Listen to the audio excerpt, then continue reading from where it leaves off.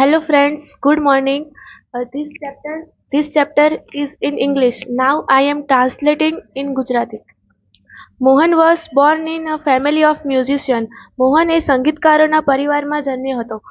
Music was in his blood. સંગીત તે તેના ખૂનમાં હતું. He grew up with musicians. તે સંગીતકારોના ભેગા મોટો થયો હતો. Like his father and other family members. જેવા કે તેના પપ્પા અને તેના પરિવારના અન્ય સભ્યો. He was initially trained in vocal music and then he tried his hand at the violin. શરૂઆતમાં તેને શાસ્ત્રીય ગાયનમાં ટ્રેનિંગ લીધી હતી અને ત્યાર પછી તેને વાયોલિન પર હાથ જમાવ્યો. When he was about 10, જ્યારે તે ફક્ત 10 વર્ષનો હતો, he started liking સિતાર. તેને સિતાર ગમવા લાગ્યું હતું. He was also trained in it. તેને તેમાં પણ તાલીમ લીધી હતી. And played it for about 3 years. અને તેણે તેને 3 વર્ષ સુધી વગાડ્યું હતું. A German lady came to stay with Mohan's family to learn music from his father. એક જર્મન લેડી તેના પરિવાર સાથે મોહનના પરિવાર સાથે રહેવા આવી અને તેના પિતા પાસે મ્યુઝિક શીખ્યું. It was then that the guitar entered his life. ત્યારે તેની લાઈફમાં ગિટારનો પ્રવેશ થયો. He began his experiments with that beautiful instrument. તેણે તેણે તેના તેણે આ ખૂબસૂરત વાદ્ય સાથે પ્રયોગો કર્યા. No other instrument now in my life. મારી લાઈફમાં હવે કોઈ જ વાદ્ય નથી. I want to play the guitar only. હું ફક્ત ગિટાર જ વગાડીશ. Said Mohan to himself. મોહને પોતાની જાતને કહ્યું. Guitar took all his time. ગિટારે તેનો બધો જ ટાઈમ લઈ લીધો. Guitar the whole day guitar. Guitar આખો જ દિવસ guitar. Ours is a family where sitar vocals and classical violin R પ્રેક્ટિસ્ડ. અમારી ફેમિલીમાં જ્યાં સિતાર ગાયન અને શાસ્ત્રીય ગાયનની પ્રેક્ટિસ થતી હતી. The guitar does not have the effect. ગિટારે તેના પર કોઈ પ્રભાવ પાડતો હતું. Which our instrument do and moreover. કોઈ એવું વાદ્ય નથી અને વધુમાં ઇટ્સ નોટ ફ્રોમ ઇન્ડિયા. અને તે ભારતનું ન હતું. Said one of the family members. તેના એક ફેમિલીના સભ્યએ કહ્યું. Do you know your father does not approve your love for the guitar. શું તું જાણે છે કે તારા પિતાએ તારા આ ગિટાર પ્રત્યેના પ્રેમની મંજૂરી આપતા નથી. Said his aunty. તેના કાકીએ કહ્યું. But his mother came to help me. પણ તેની માતા તેની મદદે આવી. Let him follow his heart's desire. ચાલો તેની હૃદયની ઈચ્છાને જાણીએ. She declared. તેણે જાહેર કર્યું. Then his father started supporting him. ત્યારે તેના પિતાએ પણ તેને સપોર્ટ આપવાનું ચાલુ કર્યું. He was overjoyed and decided to modify this western instrument. ત્યારે તે ખૂબ જ ખુશ થયો અને તેને આ પશ્ચિમી વાદ્યને ફેરફાર કરવાનું નક્કી કર્યું. He tried to make it suitable for playing pure Indian classical music. તેણે આ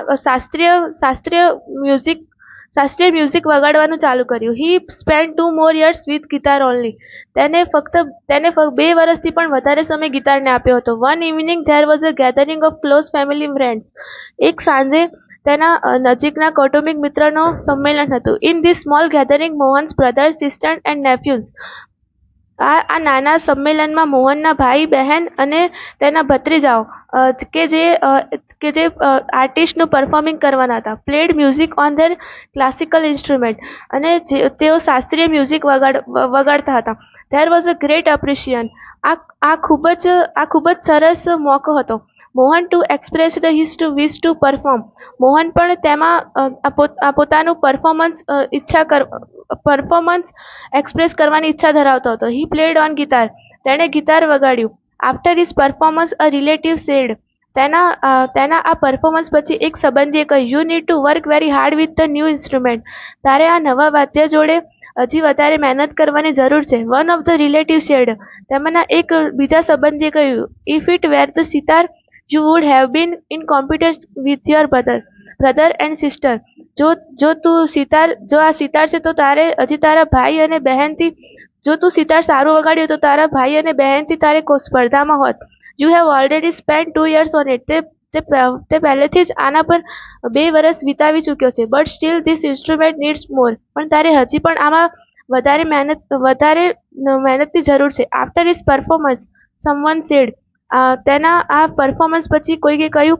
the sitar sound is like a flowing stream. આ સિતારનો અવાજ એ વહેતા ઝરણા જેવો છે. Your instrument doesn't have the depth. તારા આ વાદ્યમાં કોઈ જ ઊંડાઈ નથી. At another said. બીજાએ કહ્યું. Your brother plays the violin. તારો ભાઈ વાયોલિન વગાડે છે. હિઝ સુર એન્ડ તાલ આર સો બ્યુટીફુલ. તેનો સૂર અને તાલ એ ખૂબ જ સુંદર છે. What are you doing with this instrument? તું આ વાદ્ય સાથે શું કરી રહ્યો છે? Mohan was depressed and cried for the whole night. Mohan દુઃખી થયો, ઉદાસ થયો અને તે આખી રાત રડ્યો. He had already given 2 years of his life to this instrument. તેણે પોતાના 2 વર્ષ આ વાદ્યને આપી ચૂક્યો હતો. બટ ફ્રોમ ધ હાર્ટ, પણ તેના હૃદયથી. I made for guitar. હું ગિટાર માટે બન્યો છું. There is no instrument for me but the guitar. મારા માટે બીજું કોઈ જ ગિટાર સિવાયનું વાદ્ય નથી. He thought. તેણે વિચાર્યું. This instrument will become my face to the world. આ વાદ્યએ મને દુનિયાથી પરિચિત કરાવશે. I am sure I am going to make it big, very big. હું ચોક્કસ છું કે હું કંઈક મોટું કરવા જઈ રહ્યો છું અને હું કંઈક મોટું કરીશ. He was determined. તે મક્કમ હતો. This experience took place when Mohan was only 16 years of age. ફક્ત 16 વર્ષની જ ઉંમરમાં મોહનને આટલો મોટો અનુભવ થયો હતો. It was the turning point of his life. આ તેની જિંદગીનો વળાંક હતો. મોહન ડબલ હિઝ રિયાઝ. મોહને તેનો રિયાઝ બમણો કર્યો. પ્રેક્ટિસ્ડ for about 10 hours a day. તેને 10 કલાકથી પણ વધારે ટાઈમ પ્રેક્ટિસ કરી. He also studied other accept of the guitar. તેણે ગિટારના અન્ય ભાગોનો પણ અભ્યાસ કર્યો. હી decided to incorporate the speciality, technique and sound of every instrument into the guitar. તેને ગિટારના અંદર વિશેષતા, તકનીક અને સંગીત એવી રીતે તે બધાનો સમાવેશ કરીને નવું વાદ્ય બનાવવાનું નક્કી કર્યું.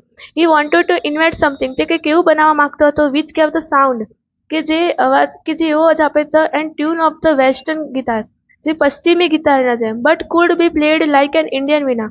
પણ તે ઇન્ડિયન વીણાની જેમ ચાલે. Not only the sound that my instrument produce is important. આ વાદ્યમાં કંઈ પણ નવું સાઉન્ડ પ્રોડ્યુસ કરવાની જરૂર નથી. But it must also express my vision. પણ મારા દ્રષ્ટિકોણને એક્સપ્રેસ કરવાની જરૂર છે. What I want to say through the instrument. હું આ વાદ્ય દ્વારા શું કહેવા માંગુ છું?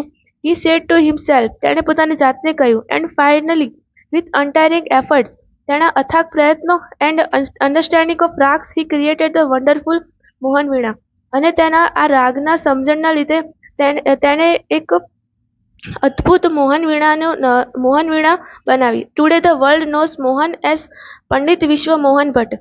અત્યારે આ દુનિયા મોહનને પંડિત વિશ્વ મોહન ભટ્ટના નામથી ઓળખે છે. Winner of a Grammy award, કે જે ગ્રામી એવોર્ડના વિજેતા હતા. I just followed my hearts passion. મેં ફક્ત મારા દિલની ઈચ્છાનો ફોલો કરી. હિયર આઈ એમ. અને અત્યારે હું અહીં છું. Said Mohan at the award ceremony in 1993. મોહને આવું તેની એવોર્ડ સેરેમની 1993માં આવું કહ્યું હતું. Thank you.